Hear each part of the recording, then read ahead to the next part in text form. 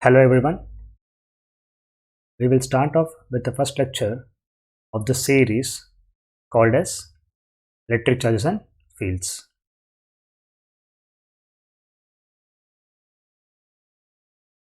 The first term here is to define electrostatics. As the name tells us, electrostatics is a combination of two words called as electric and then static. So, in simple language, this topic deals with studying about charges at rest. So, to define technically, we can define saying that electrostatics deals with the study of forces, fields, and potential arising from static electric charges. We will see what these terms are one by one later. For now, understand that electrostatics deals with the study of forces, fields, and potential because of charges being at rest.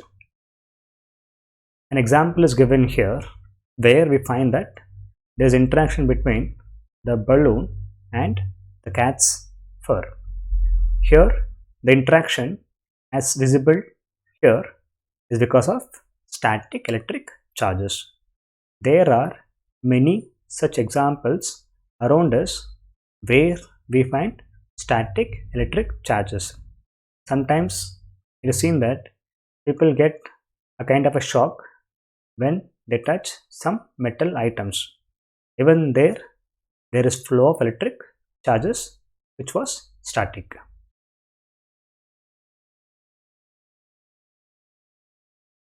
The next topic here is called as electric charges.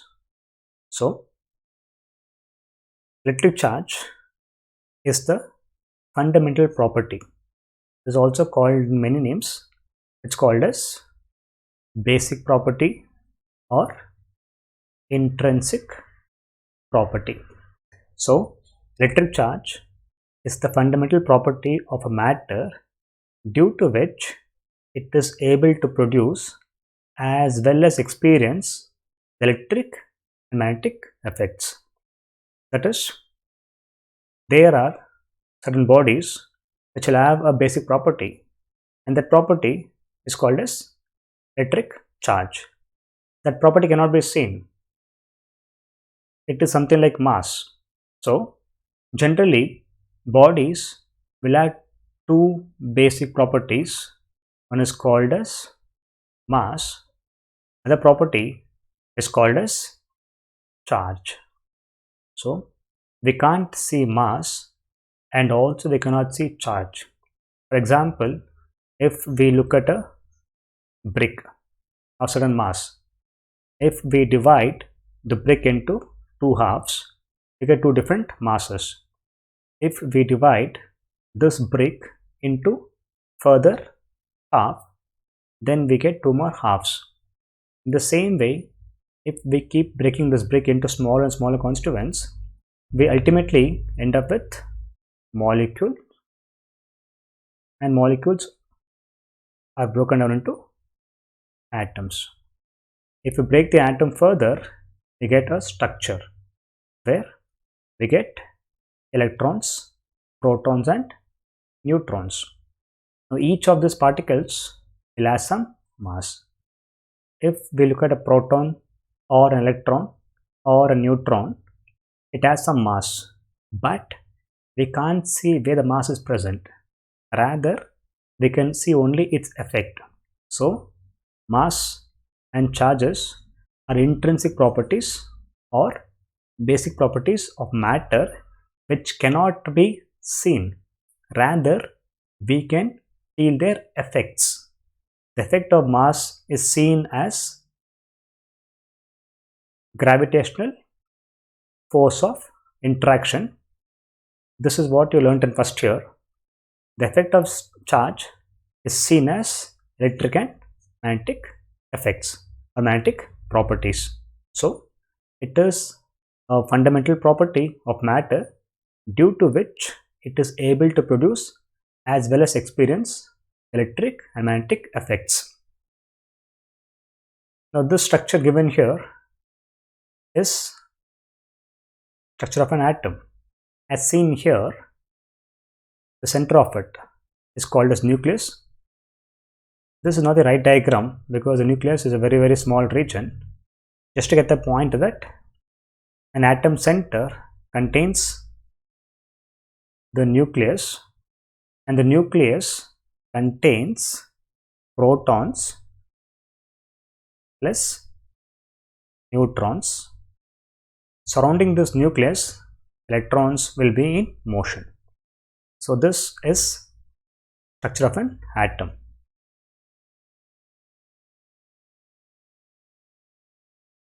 The next concept here is called as charging a body.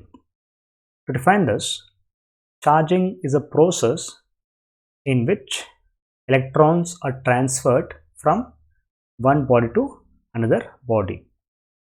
As seen in the previous slide, if we look at an atomic structure, it is seen that the center of this contained protons and then neutrons, and electrons were orbiting around the nucleus in certain orbit. This E minus is the symbol for electron.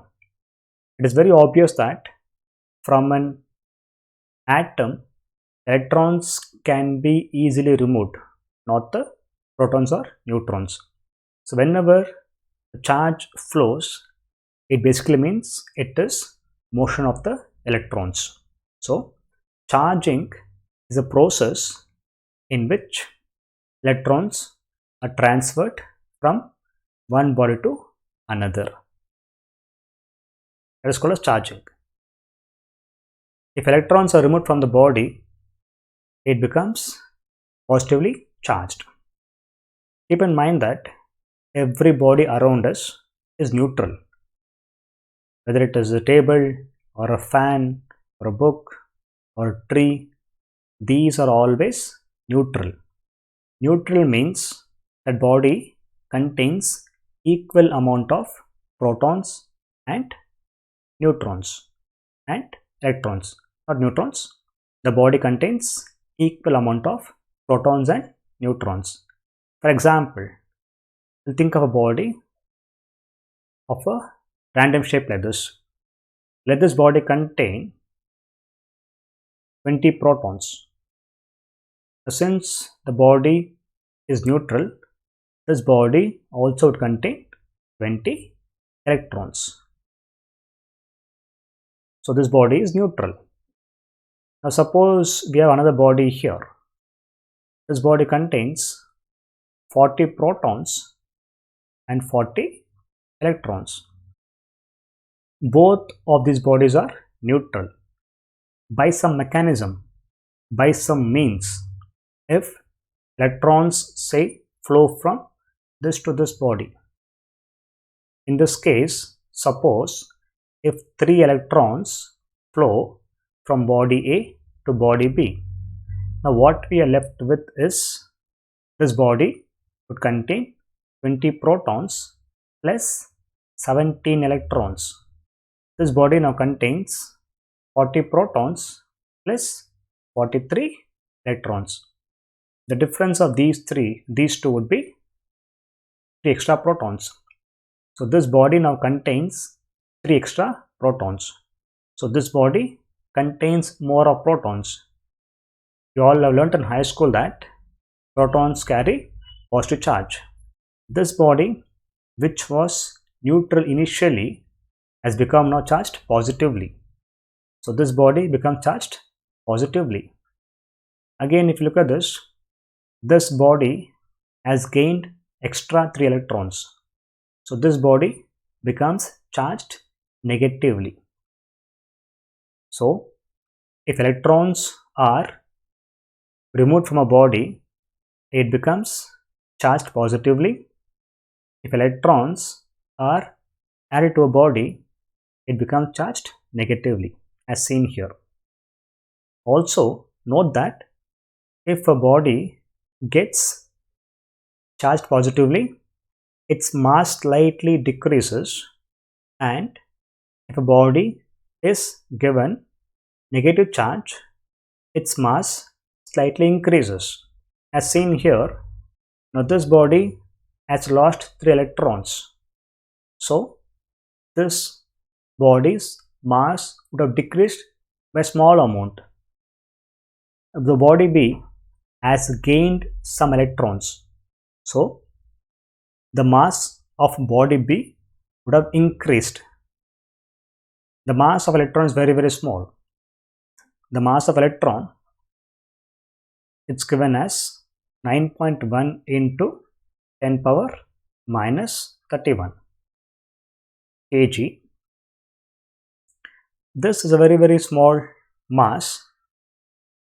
When the number of electrons moving out is very high, then this could make a small difference. Otherwise, the difference in mass is quite negligible, but not zero. It's given here that if a body gets charged positively, its mass slightly decreases, and if it is given negative charge, its mass slightly increases.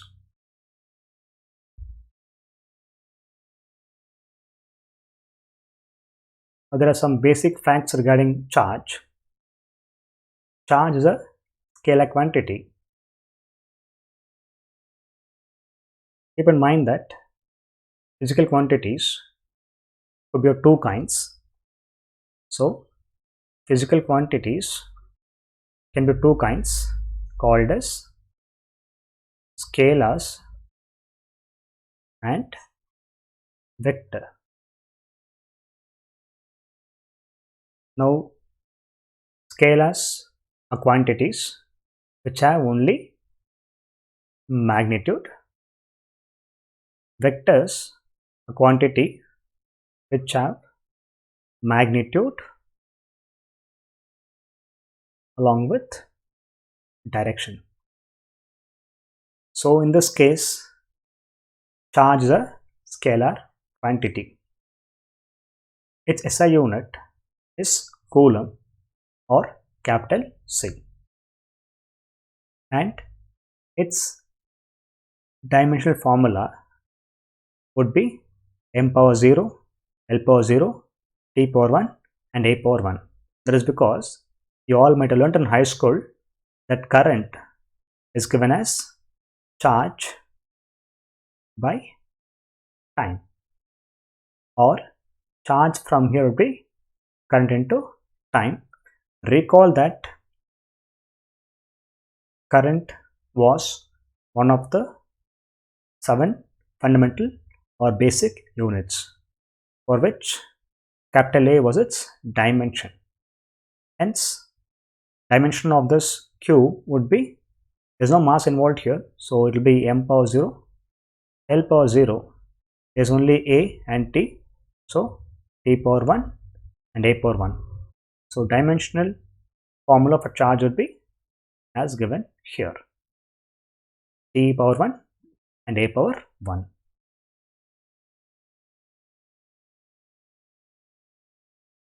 The next topic is called as gold leaf spectroscope. Now this is a very, very old device. When I say old device, it is very, very old method of finding what is electric charge. Now this device contains a metal rod and a metal knob. There is rubber which is present at the interface between the rod and this glass window. So the entire thing is glass window, and then we have a metal rod and a metal knob. At the end of it, there are gold leaves. Now leaves here doesn't literally mean the leaf as you see in a tree. The leaf here means it's like a thin sheet, a very, very thin sheet is called as leaf. Now gold is used because gold is malleable and ductile, hence gold is used here. Now this method is used to find the electric charge in a given conductor. Now here, do remember, we are not finding its exact value, we are only finding the strength of the charge. The strength here means how strong is the charge, not the exact value. To make sense out of it, as given here, if you bring in a charged rod which has plus charge on it, now just recall that if this rod is charged positively, means that this rod has lost electrons from its body. When you bring this rod and touch it in the knob, since the knob is metal, the charges will flow from here to here.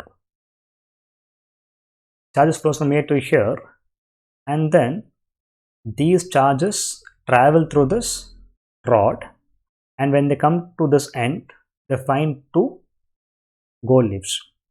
These charges will distribute on the two gold leaves. You learned in high school that like charges will repel each other, because of which these gold leaves will start to spread. By measuring the angle of divergence here, by knowing by what angle they are diverging, we can find out what is the strength of charge.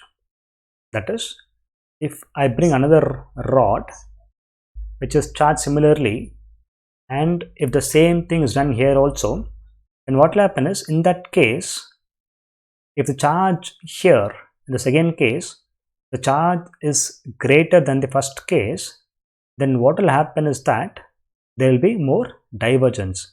So, by knowing the divergence, by knowing how much the gold leaves spread apart, we can tell that this rod has a greater charge strength. But here, we cannot tell what the exact value of the charge is. That's one drawback with this device. Second drawback is, we can't tell whether the object what we bought is charged positively or negatively. That is, think of a case where this body is charged negatively. Even here also, the leaves would diverge. So, by knowing the divergence, we cannot tell whether the rod what is kept and touching the knob is either charged positively or negatively. So these are the drawbacks of this device, but still understand the fact that these were ideas which was used earlier to understand the charge strength.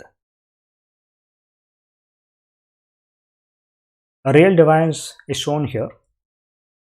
This is a real electroscope. We have metal knob, and then we have metal rod, glass chamber, plastic present here, and then we have the two sheets. By knowing the divergence, we can find out what is the strength of this charge.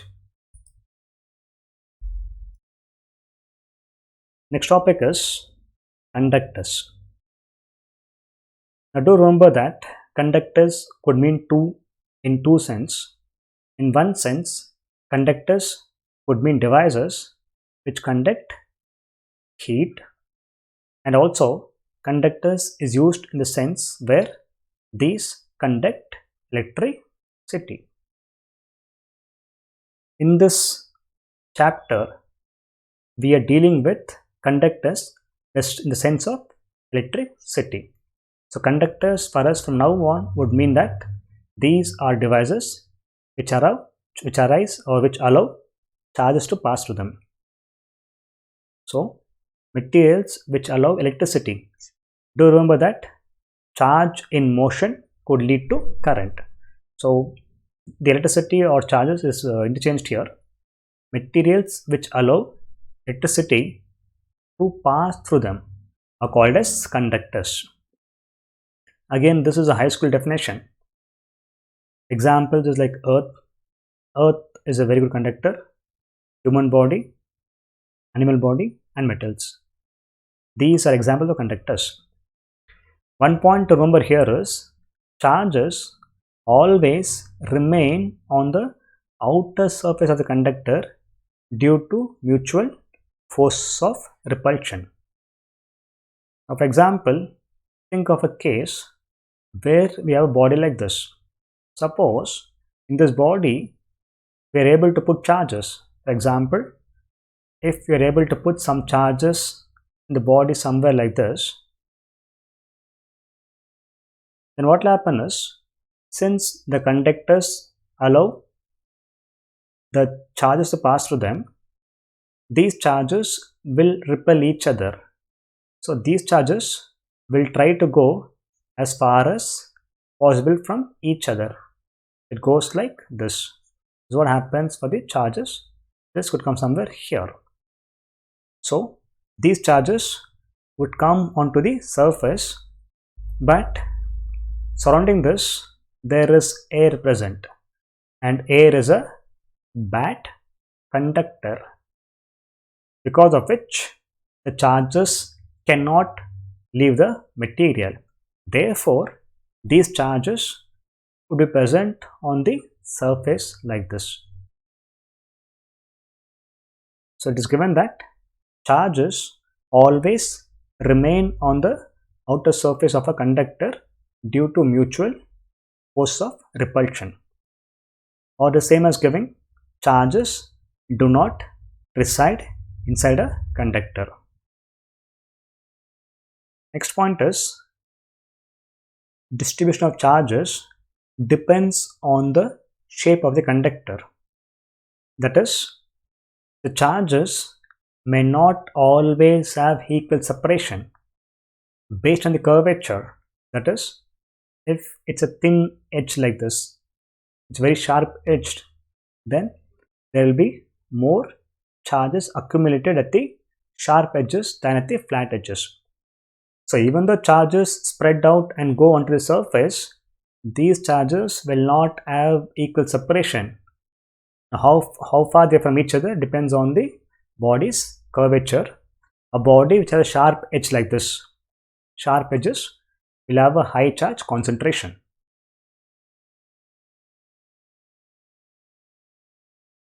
Next is insulators. Insulators do not contain free electrons. We will see what this in the later chapters.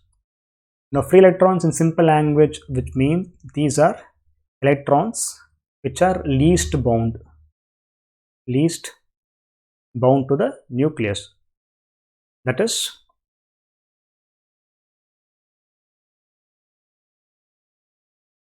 least bound means these would be the outermost electrons. It is common sense that when the electrons are far away from the nucleus, they will have less force of attraction. The more away they are from the nucleus, they will have less force of attraction. So the outermost electrons are free to be removed. So those electrons which can be removed easily are called as free electrons.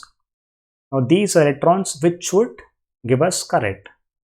In case of conductor, there will be more of free electrons. The motion of these free electrons will give us current. But in insulators, these devices do not contain free electrons. So which means these are bad conductors of electricity. It's very obvious. This is what you learned in high school also.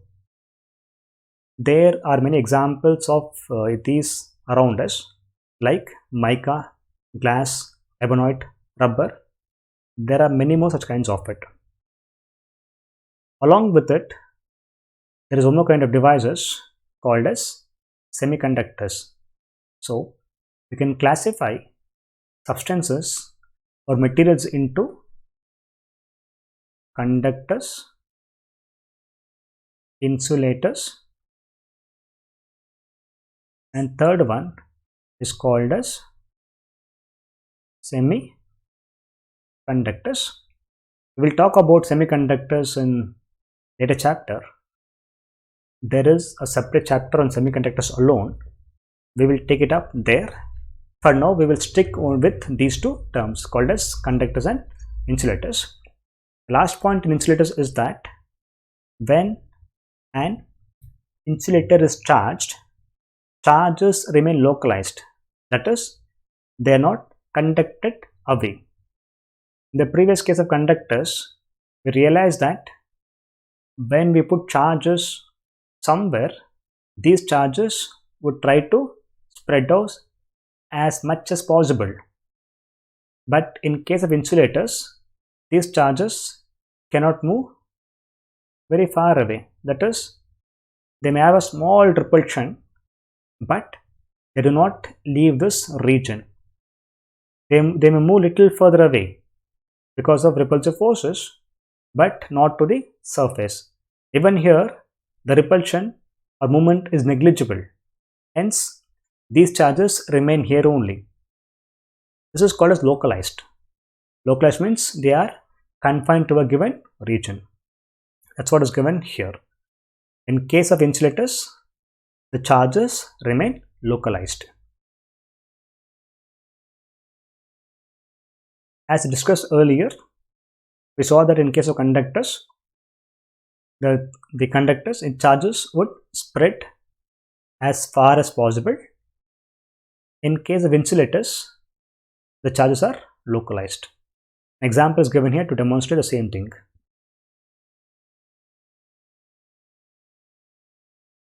The next topic is methods of charging or electrification. There are three basic ways by which bodies can be charged. First method is called as charging by induction, second thing by friction, and third method is charging by conduction. We will take this one by one. Charging by induction is the first method. Now, induction is derived from the word induce, which is a common English word. Induce basically means to induce something, like to provoke something or to bring a change. It's called as induce. Now, what is happening here is, in this case, we would charge a body but not by touching the body. Here we'll take some examples to demonstrate the same thing. As given here, we'll draw the same diagrams here also. We'll think of a neutral sphere. Neutral sphere basically means that the body will have equal number of positive and negative charges. In this case, we'll just draw some charges. So since this body contains equal amount of positive and negative charges, this would be a neutral body. Now suppose imagine that we bring a charged object towards it. In this case, we'll bring a rod which is charged negatively. Example, think of a rod which is charged negatively like this. We learned earlier that if a body is to be charged negatively, it would mean that that body has gained electrons. So here, this rod has gained electrons from some other method. For us, what is required is that this rod is charged negatively. Since this sphere contains equal amount of positive and negative charges, because of repulsive forces, since this sphere is a conductor, the positive charges would be pulled towards this conductor, while negative charges would be pushed away towards the further end, like this.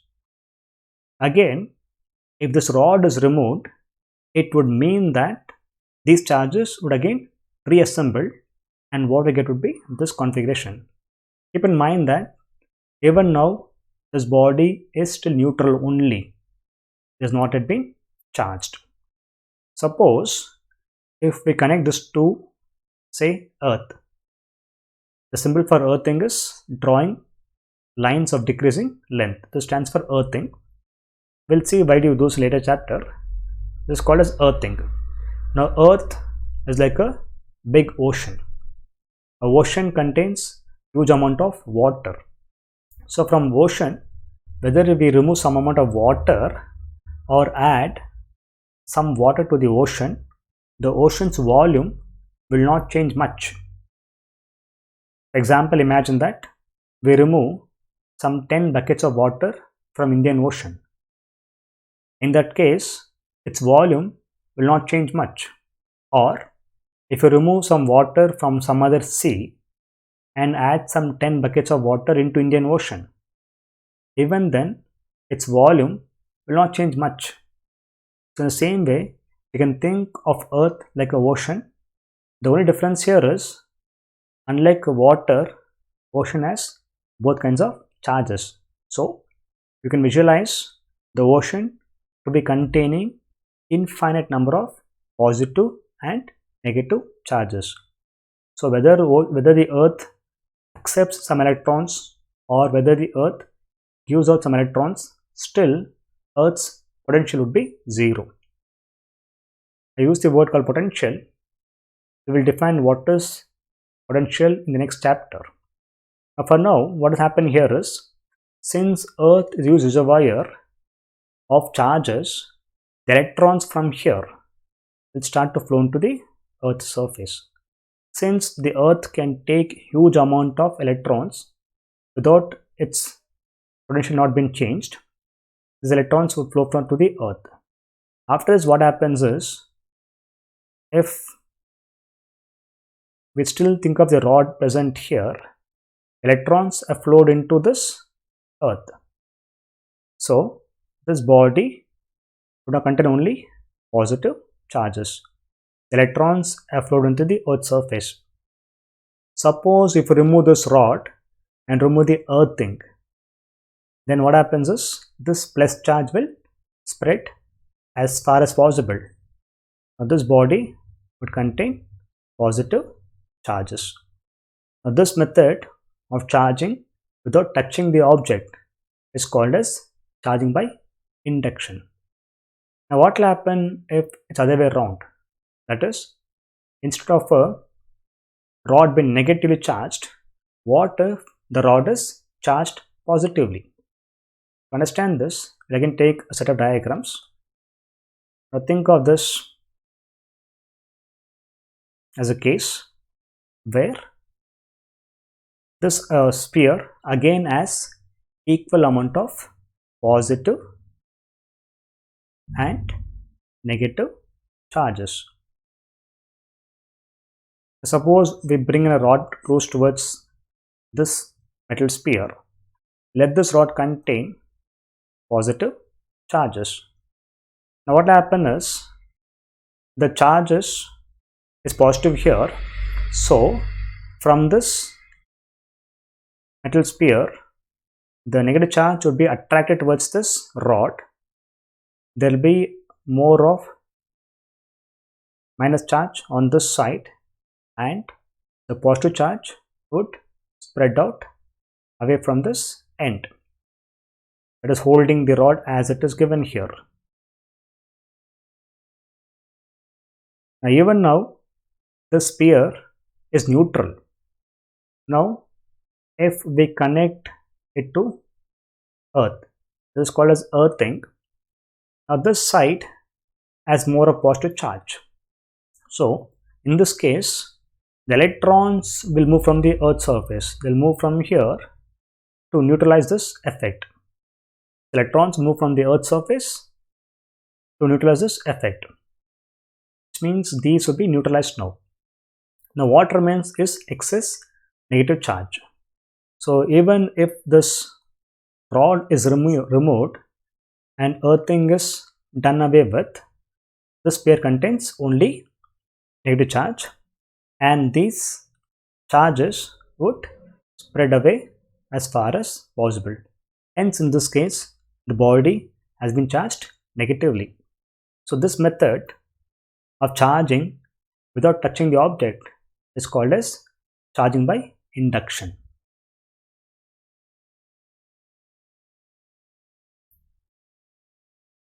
Next method is called as charging by conduction. As the name tells us, it says conduct. So conduct happens by physical contact or by touching the bodies. So here, as seen in this diagram, we have a neutral sphere. We learn that a neutral sphere contains equal amount of positive and negative charges. What we're doing here is, in this case, if you bring in a charged rod, this object has positive charge in it. So by touching this body with the sphere, since this rod has more of positive charges, charges will start to flow from here to here. So in this case, we are just transferring charges from one body to another body. Now the question is, how long can charges flow?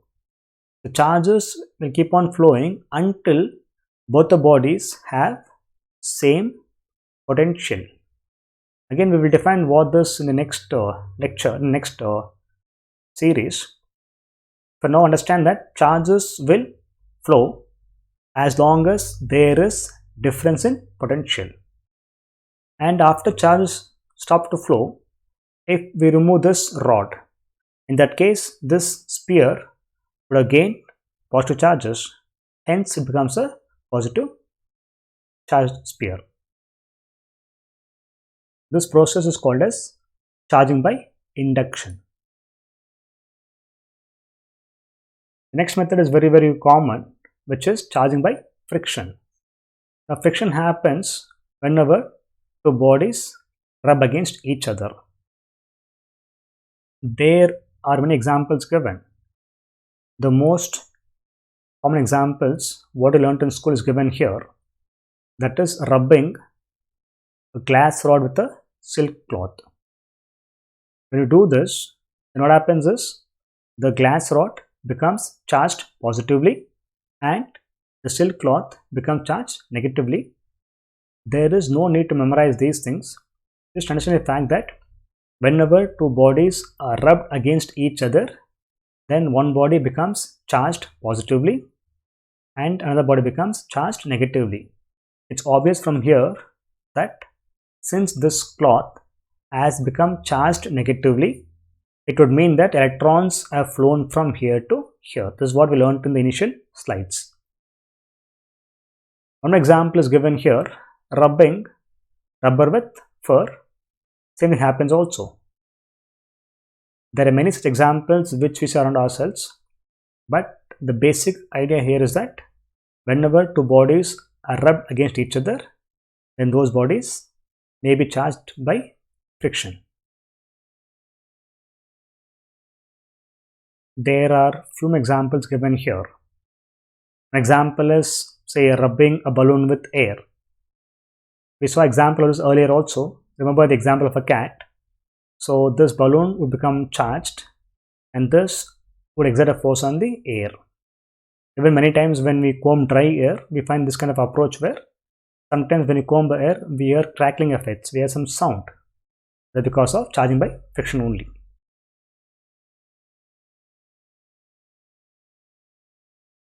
Let us look at some charges' basic properties. The first property is additivity of charges.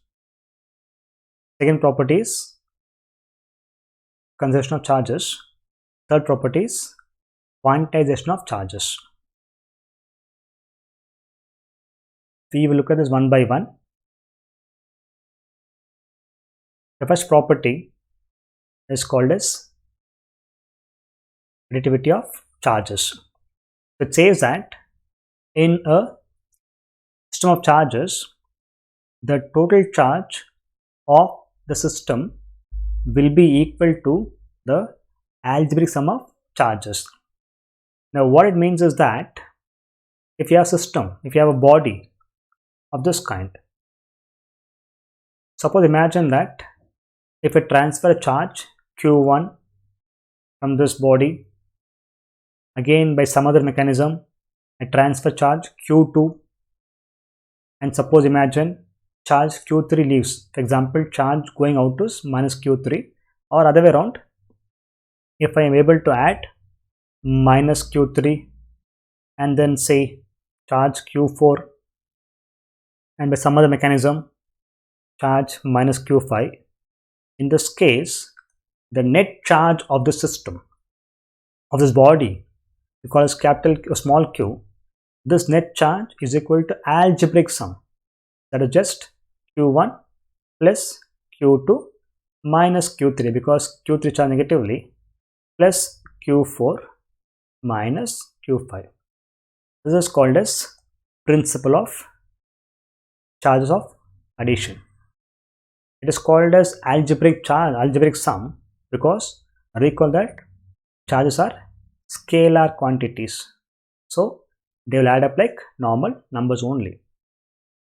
For example, imagine that the charge Q1 is 2 coulomb, charge Q3 is minus 2 coulomb, charge Q2 is say 5 coulomb, and charge minus Q5 is say minus 3 coulomb. This is 7 coulomb. So net charge now would become equal to Q1 is 2 coulomb, Q2 is plus 5 coulomb, Q3 is minus 2 coulomb, Q4 is minus 3, this is plus 7. So this gets cancelled. So it becomes 5 plus 7 would be 12, minus 3 would be 9. So it becomes here 9 coulomb. So net charge of this is 9 coulomb. That's the principle. The next property is very, very important. It's called as quantization of charges. Now quanta basically means packets. That's what it means in terms of photons. Here you can think of it as discrete. Discrete means not continuous. It becomes clear in a minute. It says that all charges are integral multiples of a fundamental unit of charge, namely E. So what it means that mathematically it says that the total charge of a body is equal to plus or minus n into E. That is because in the universe, what you know till now here for your level is that charges means it's either proton or electrons or neutrons. Now you learned in high school that neutrons carry net zero charge. It's only protons and electrons which carry charges. Protons carry positive charge and electrons carry negative charge, which means for your level it means that the charges, it's only protons or electrons. Later if you go to higher level, you will learn that these protons contain something called as quarks. It's a different idea, but now remember that protons carry positive charge and electrons carry negative charge. So these are the most basic charges in nature at your level for now. Don't worry about other things like quarks and all, just focus on this alone. The charge of proton and electron is equal in magnitude. That is, charge of electron, just write E minus charge of electron would be minus 1.6 into 10 power minus 19 coulomb. Charge of a proton, it is just called as E proton, because E plus is a different particle. E plus means it is 1.6 into 10 power minus 19 coulomb. So these two have only different polarity but same magnitude. So I just put mod E. Mod E could mean it's any one of the charge. Now any body would contain either excess of electrons or protons. The body is neutral, that body would contain same number of protons and electrons. The body is charged, it means that the body contains excess of protons or electrons. That's the meaning of it. So it means here that the total charge is equal to plus or minus n into E. So you learned in high school that integers basically could mean like -3, -2, say -1, 0, 1, 2. This is called as set of integers. Now here, if you look at this, using plus or minus n into e, this is called as integer. It's called as integral multiple of e. To make sense out of it, the example here. Now think of a bag. Think of a huge bag, and this bag contains a lot of coins in it. There's a lot of coins in it. To understand that, if each coin's value is only 2 rupees, that is, the coins present is of 2 rupees denomination. Now suppose from this bag, if I pick 10 coins, then the money what I would get would be the number of coins picked into value of each coin. Now if I pick 10 coins, the total money what I would have would be 10 into 2, that is 20 rupees. If I pick from this bag, say 7 coins, the money what I would have would be 7 into 2, that will be 40 rupees. So to summarize this formula, I can say the total money whatever we get would be n into 2, where n is number of coins picked. Now from this bag, we cannot get 17 rupees. We cannot get 21 rupees because these are odd numbers. Whatever money we get out of this bag is a multiple of 2. So here 2 is the basic unit. If we consider another bag which contains similar coins, but here this bag contains only 5 rupees coin, then from this bag, whatever money you get, if you pull some coins out of this bag, then the total money what we get, that would be equal to number of coins pulled out into the basic value in this bag. Since this bag contains only 5 rupees coin, then what we get would be only into 5. So this is called as quantization.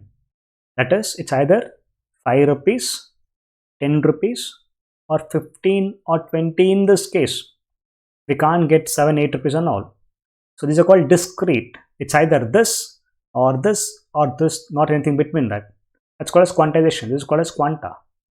So if you use same thing here, then you can say charge is equal to n into e, because for us e was the basic charge.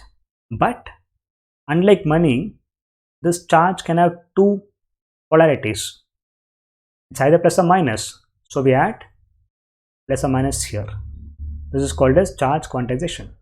Always think of example which is given here. It becomes very, very clear from this.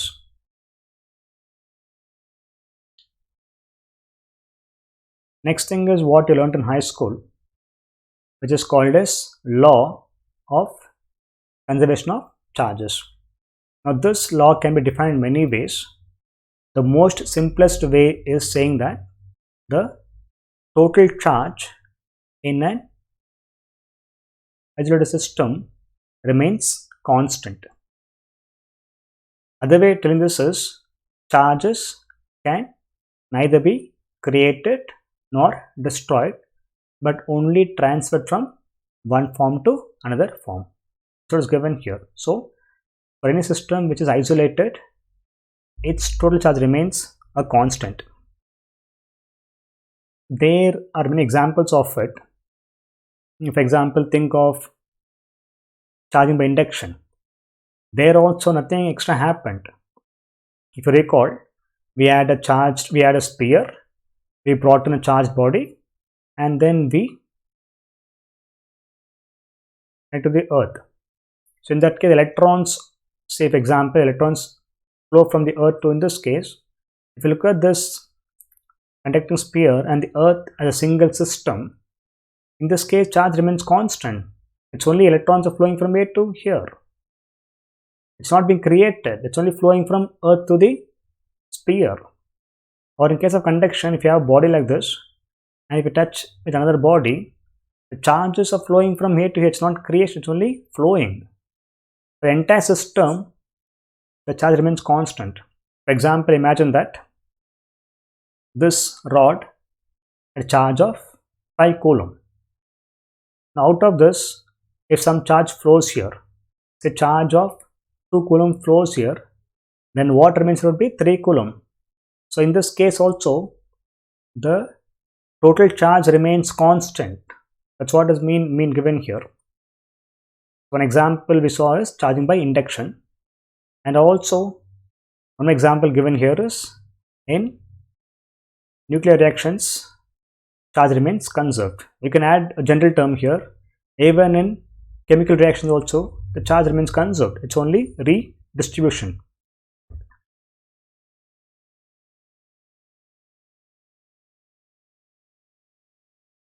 We'll take up some more properties of charges.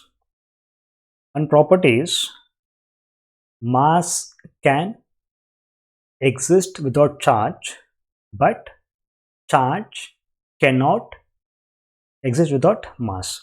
That is, there can be instances where a body can have mass with no charge, but we cannot find a body which has charge but no mass at all.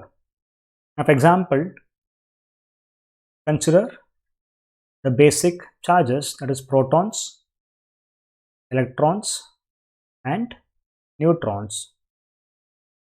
Protons have mass as well as charge, which is positive charge. Electrons also have mass as well as charge. That is, for example, we draw a table here of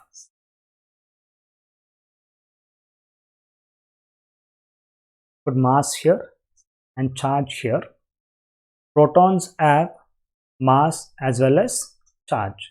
Electrons also have mass as well as charge, but neutrons don't have mass. They don't have charge. They have only mass. That is, there can be instances where a body can have mass without charge, but never would you find something which has charge but no mass. That's the first property. Second property is charge is relativistically invariant. Now what it means is that, think of a charge. Think of a body whose mass is say 2 kg, and this body contains a charge of say 50 coulomb. For example, 50 coulomb is a very big number. Just to make it clear, I took example 50 coulomb. Suppose if the body moves faster, then what you all think is that the mass and also charge will not change. But what happens is, when the body moves at a greater speed, its mass will change. Its mass will increase. It's a different aspect. So think that whenever body moves at a greater speed, its mass would increase. That speed could be around 10 power 6 to 10 power 7 meter per second. That is, when the body moves such a high speed only, its mass change would be visible, not for lower speeds. For bodies moving lower speed, like a motion of a car or motion of a train or motion of an airplane, that's a lower speed only, not of this order. So in that case, the change in mass is negligible. But when the body moves at a very high speed, then the change in mass is appreciable. It's quite high. So it means that for a body, when body moves very high, it's called relativistic speed. Relativistic speed means speeds comparable with speed of light. That's very high. So in that case, mass will change, but charge will never ever change.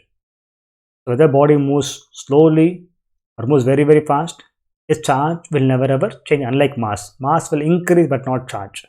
Hence, charge is said to be relativistically invariant.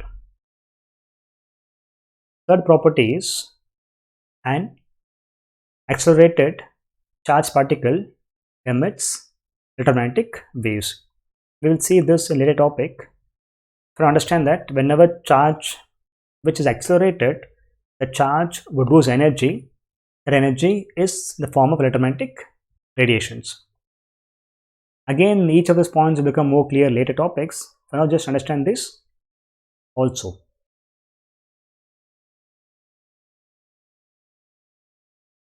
Again, here some more properties is given.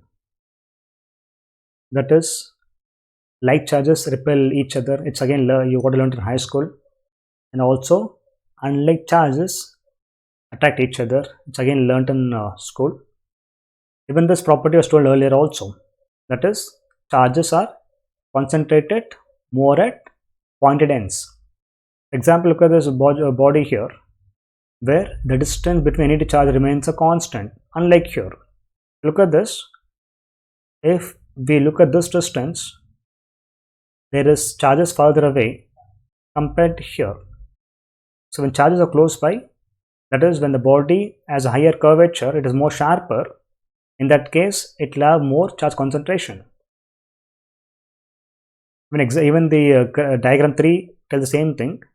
Look at this flat regions, the charges are quite far away, unlike here.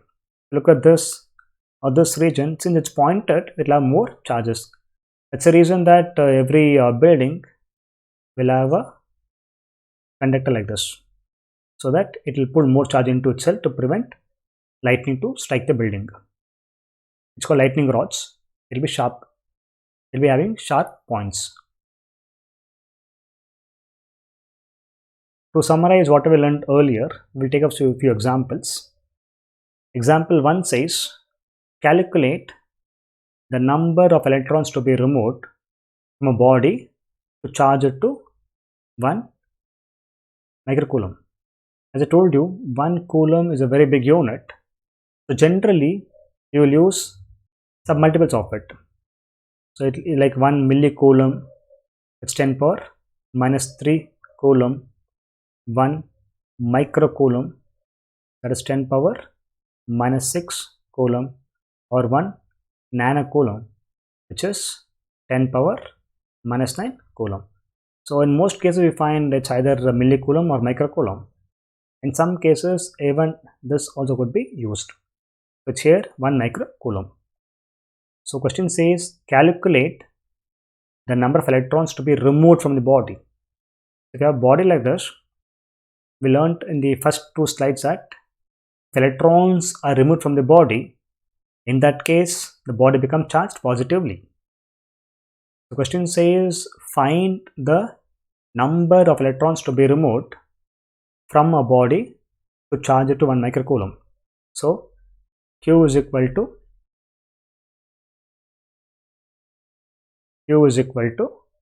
plus or minus N into E. Since we know it's already electrons only, we just write its magnitude. So Q would be N into E, because we know what has been removed here. So the charge what we get would be 1 microcoulomb, that is 10 power minus 6 coulomb. It's equal to N into E, which is 1.6 into 10 power minus 19 coulomb. So by have this value, because it's a standard value, so N from here would be 10 power minus 6 by 1.6 into 10 power minus 19. Do learn the fact that 1 by 1.6 is 0.625, because many cases will have such kind of numericals with such multiple. So it becomes 0.625 into 10 power minus 6 plus 19 becomes 10 power plus 13, theory of indices. So N is equal to, if you bring 110 this side, it becomes 6.25 into 10 power 12. This is a very big number. 10 power 12 is a very big number. It's like 6250 into 10 power 9. That is, it is 6,250 billion. That's a very, very big number. In spite of that, the charge what you get is 1 microcoulomb. So in that sense, I told you that 1 coulomb is a very, very, very big number. Its answer given here. Example 2 says, calculate the charge acquired by body when 10 power 18 electrons are added to the body.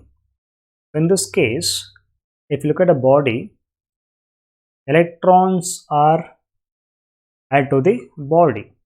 In this case, the body becomes charged positively. So Q is equal to plus or minus Ne is a general expression. In this case, Q is equal to minus Ne into E because the body becomes charged negatively. So the question says find the charge acquired. So Q from here is equal to minus of N, which is 10 power 18 into E, which is 1.6 into 10 power minus 19. That's equal to minus of 1.6 into 10 power minus 1, that is minus 0.16 coulomb. That's the equal answer. In case somebody is confused as to how to remember this formula, if you can't remember what comes where, then just write that charge magnitude would be N into E in magnitude. Remember this formula, just write this like this. Or if it's still confusing, then write charge is equal to N into E in magnitude, and finally in the answer decide whether it is negative or positive based on what has been transferred. So in this case, since electrons are transferred, this body becomes charged negatively. So answer should be minus. That's the meaning. Thank you.